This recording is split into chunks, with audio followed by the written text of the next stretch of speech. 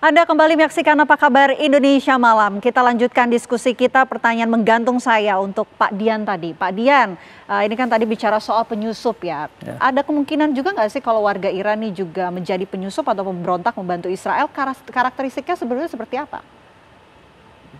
Kalau penyusup sudah pasti ada warga Iran yang saya sebut tadi. Anggota Mujahidin Khalq itu sebagian besar ya orang Iran. Kenapa? Karena mereka punya tujuan lain, menggantikan pemerintah seperti yang mereka kehendaki. Mungkin jadi monarki kembali atau mungkin ke kiri-kirian karena mereka adalah kelompok kiri. Tapi yang pasti yang namanya penyusup dimanapun di kita juga ada kok. Sumbernya satu kok, uang. Maaf, uang, wanita, dan fasilitas. Dengan itu mereka mudah kok. Bagaimana mungkin seorang ahli nuklir dari pagi hidupnya itu tidak tahu kalau sudah dimonitor. Jam berapa dia keluar. Dan yang terakhir itu simpel kok. Di motor lewat tempelin bom. Nah, karena dia tahu 1 menit kemudian si ahli nuklir akan keluar berangkat. Yang mengamati setiap hari siapa kalau bukan orang Iran? Yang katakan dibayar untuk mengamati jam berapa keluar, jam berapa pulang. Itu dimanapun ada, di kita juga ada. Dan yang pasti mereka itu kan apa namanya, yang penyusup itu juga tujuannya macam-macam. Satu, mereka menyusupkan yang sekarang terjadi itu, drone-drone Amerika atau Israel sudah ada di sana kok. Artinya mereka dirakit. Artinya apa? Mereka menyusupkan komponen-komponennya secara rahasia dan itu dirakit di dalam negeri. Hal yang seperti itu sekarang ternyata bisa karena semua komponen itu bisa dipreteli, diimport dengan fasilitas diplomatik ke kedutaan sekutunya dan itu bebas, tidak bisa diperiksa oleh custom sana. Jadi sangat mungkin dan itu lumrah terjadi di negara apalagi yang punya kepentingan dan berbeda kepentingan seperti Iran dan lawan-lawannya tuh. Penyamarannya juga sulit begitu untuk diketahui. Nah ini penting, sulit diketahui karena mereka bekerja seperti orang Iran bekerja seperti biasa. Bisa saja sekarang saya ini misalnya totonya agen siapa gitu kan nggak tahu kita. Mereka juga seperti itu. Tapi satu hal yang menguntungkan pihak Israel karena Timur Tengah itu wajah dan postur fisiknya hampir sama.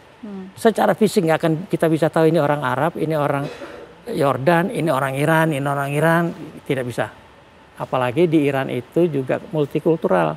Ada yang bisa berbahasa Arab, ada yang bisa berbahasa Parsi, ada yang bisa berbahasa apa namanya Tantan Asia Tengah itu misalnya gitu. Oke, baik. Saya mau ke Pak Anan kalau begitu. Pak Anan, dengan ditangkapnya 700 orang, apakah ini juga bisa mengindikasikan bahwa terjadinya infiltrasi Mossad ini sudah terjadi ataupun berlangsung lama?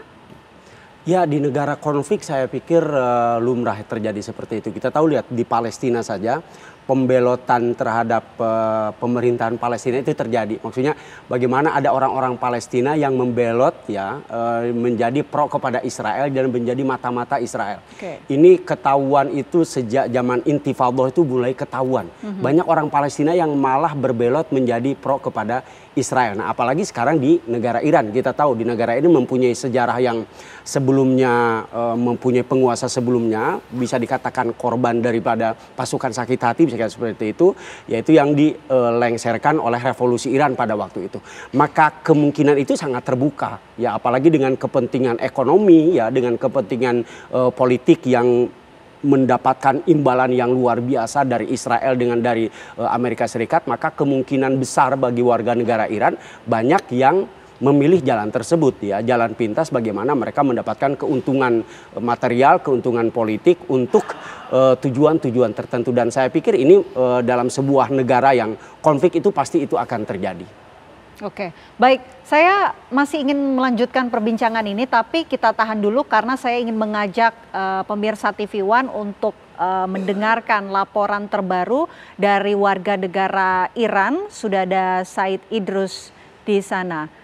Sudah menjadi reporter TV One, Said Idrus. Baik, assalamualaikum, selamat malam waktu Jakarta. Said, bisa Anda gambarkan bagaimana situasi ataupun kondisi di tempat Anda saat ini?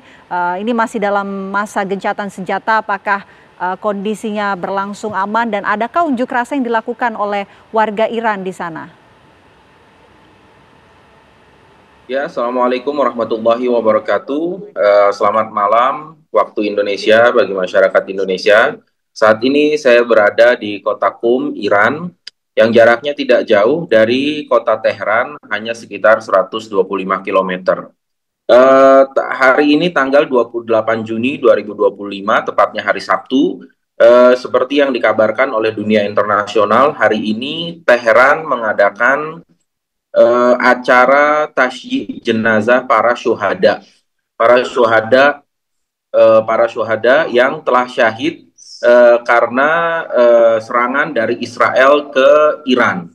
Tentunya masyarakat hadir, ribuan masyarakat turun ke jalan untuk mengantarkan atau mengucapkan penghormatan terakhir terhadap jenderal-jenderalnya dan juga menghantarkan masyarakat yang syahid, yang tewas atas serangan rezim Zionis Israel ke Iran pada tanggal 13 Juni 2025 lalu.